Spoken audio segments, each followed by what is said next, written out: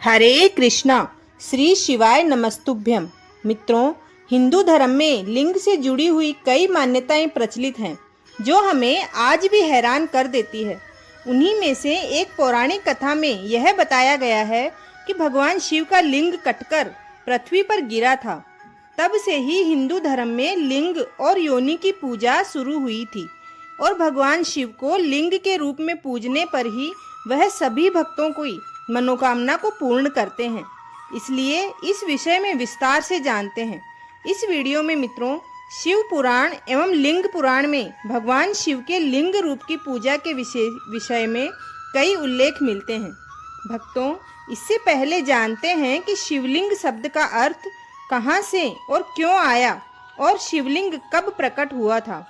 पौराणिक कथा के अनुसार सृष्टि बनने के बाद भगवान विष्णु और ब्रह्मा जी में युद्ध होता रहा। दोनों खुद को सबसे अधिक शक्तिशाली सिद्ध करने में लगे थे। इस दौरान आकाश में एक चमकीला पत्थर दिखा और आकाशवाणी हुई कि इस पत्थर का जो भी अंत ढूंढ लेगा वह ज्यादा शक्तिशाली माना जाएगा। मान्यता ऐसी है कि वह पत्थर शिवलिंग ही था। पत्थर का अंत ढूंढने के लिए भगवान विष्णु नीचे की ओर बढ़े और भगवान ब्रह्मा ऊपर की ओर चले गए, परंतु दोनों को ही अंत नहीं मिला। तब भगवान विष्णु ने स्वयं हार मान ली, लेकिन ब्रह्मा जी ने सोचा कि अगर मैं भी हार मान लूंगा तो विष्णु को ज्यादा शक्तिशाली समझा जाएगा। इसलिए ब्रह्मा जी ने कह दिया कि उनको पत्थर का अंत मिल गया है। इसी बीच फिर आकाशवाणी हुई कि मैं शिवलिंग हूँ और मेरा ना कोई अंत है ना ही शुरुआत। और उसी समय भगवान शिव प्रकट हुए। भक्तों, अब आगे बढ़ते हैं हमारी उस कथा में, भगवान शिव के लिंग से जुड़ी वह कहानी। कई पुराणों में यह बताया गया है कि एक श्राप के कारण भगवान शिव का लिंग कटकर धरती पर गिर गया था। तब से भगवान शिव को लिंग के रूप में पूजा जाने लगा था। वह स्थान जागेश्वर धाम कहलाता है। पौराणिक कथाओं में कहा गया है कि सती के अपने पिता के यज्ञ में शरीर को दहन कर लेने के बाद दुखी भगवान शिव इधर उधर भटकने लगे और अपने ईश्वरत्व को त्याग दिया और उन्होंने यज्ञ की भस्म लपेटकर दारूबंद के घने जंगलों में तपस्या करनी शुरू कर दी। उन्होंने लंबे समय तक तप किया, इसलिए यह जगह शिव की तपस्थली के रूप में जानी जाती है। इन्हीं जंगलों में वशिष्ठ आदि सप्त ऋषि अपनी पत्नियों के साथ कुटिया बनाकर रहते थे।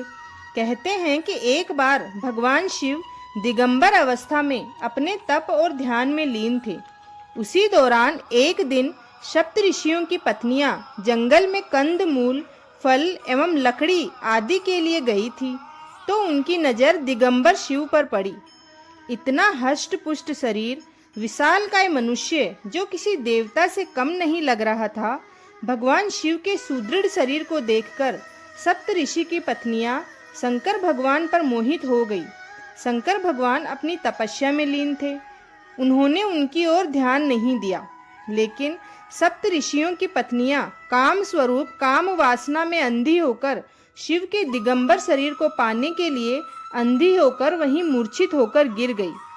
जब सब सप्तऋषियों की पत्नियां रात भर कुटिया में वापस नहीं आई तो सुबह सारे सप्तऋषि उन्हें ढूंढने निकले।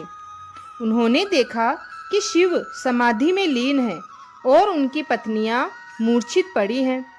तो उन्हें लगा कि भगवान शिव ने उनकी पत्नियों के साथ व्याभिचार किया है, दुराचार किया है, और इस आशंका में वह भगवान शंकर को श्राप दे बैठे और बोले कि तुमने हमारी पत्नियों के साथ व्याभिचार और दुराचार किया है, अतः तुम्हारा लिंग तुरंत तुम्हारे शरीर से अलग होकर गिर जाए। भगवान शिव ने नेत्र खोले और नेत्र खोलते हुए बोले कि आप लोगों ने मुझे संदेहजनक परिस्थितियों में देखकर अज्ञानता के कारण ऐसा किया है, इसलिए मैं इस श्राप का विरोध नहीं करूंगा, लेकिन मेरा लिंग गिरकर इस स्थान पर स्थापित हो जाएगा। चूंकि तुम लोगों ने गलती की है, इसलिए तुम सभी सप्त ऋषि भी आकाश में तारों के साथ अनंत काल तक लटके रहोगे। शिव के लिंग के अलग होते ही पूरे संसार में कोहराम मच गया। ब्रह्मदेव ने संसार को इस प्रकोप से बचाने के लिए शिव को मां पार्वती की उपासना करने के लिए कहा। ब्रह्मदेव जानते थे कि शिव के इस देह को पार्वती ही धारण कर सकती है। शिव ने माता पार्वती की उपासना की। तब माता पार्वती ने प्रकट होकर भगवान शिव के उनके शरीर से अलग हुए लिंग को योनि के रूप में प्रकट होकर शिव के लिंग को धारण किया। इस प्रकार यह शिवलिंग की स्थापना हो गई। पौराणिक मान्यताओं के अनुसार सबसे पहले शिवलिंग का पूजन जागेश्वर से ही प्रारंभ हुआ। मानसरोवर की यात्रा पर निकलने वाले यात्री इस धाम की अर्चना करके आगे बढ़ते हैं। यहाँ करीब 200 से ज़्यादा मंदिर हैं।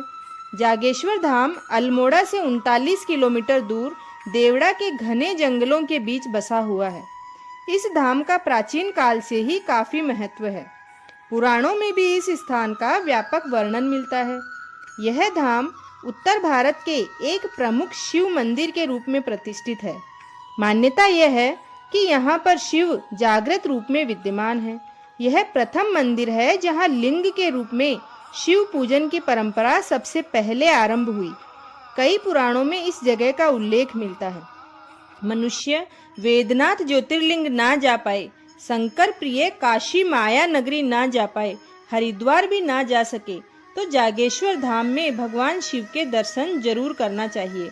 मान्यता है कि भगवान भोलेनाथ यहाँ जागृत हुए थे, इसीलिए इस स्थान का नाम जागेश्वर पड़ा।